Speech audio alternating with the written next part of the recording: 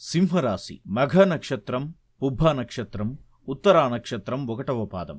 ఆదాయం 14, వ్యయం 2, రాజపూజ్యం 1, అవమానం 7. సింహరాశి వారికి ఈ సంవత్సరం అంతయు అనుకూలముగా ఉన్నది. కుటుంబ వ్యవహారములు చక్కబడును. సోదర బంధువర్గ సహకారముచే అనుకున్న పనులు పూర్తి చేయగలరు. ఆరోగ్య విషయములలో జాగ్రత్త వహించుట మంచిది. భాగస్వామ్యము కంటే సొంత నిర్ణయములు తీసుకునుట మంచిది.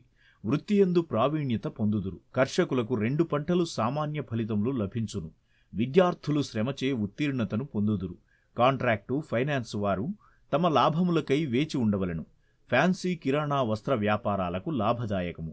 ప్రత్తి, జోళ్ల వ్యాపారులు లాభములకై కష్టించవలెను. కళాకారులకు ప్రభుత్వ ప్రోత్సాహకములు లభించును. పండిత వర్గము వారికి ఆదాయమునకు మించిన ఖర్చులుండును. రాజకీయ నాయకులు తమ కృషిచే ప్రజల మన్ననలను పొందుదురు. స్త్రీలు ధన సంపాదనలో నేర్పును పొందుదురు.